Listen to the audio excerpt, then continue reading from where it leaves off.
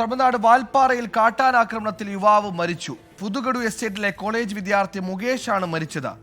ഒപ്പമുണ്ടായിരുന്ന സുഹൃത്ത് സന്തോഷിനും പരിക്കേറ്റു. സുരജ് സജി തൃശൂരിൽ ചേരുന്നു. സുരജ്, വിവരങ്ങൾ. സുഹൈൽ, ഇന്ന് വൈകിട്ട് 5:30 ഈ ആക്രമണം.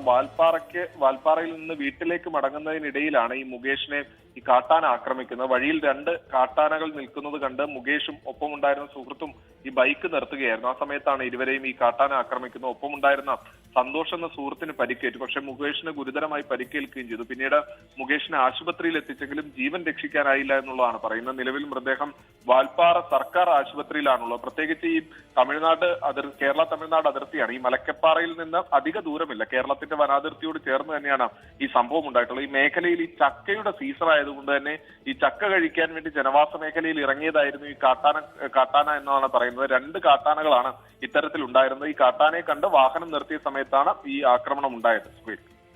ശരി, സൂരജ് സജിയാണ് തൃശൂരിൽ നിന്ന് വാർത്തയുടെ വിശദാംശങ്ങൾ നൽകി. വിധി ദിനത്തിൽ 24 മാജിക് ജൂൺ 4 ചൊവ്വാഴ്ച രാവിലെ 5 മണി മുതൽ 24-ൽ.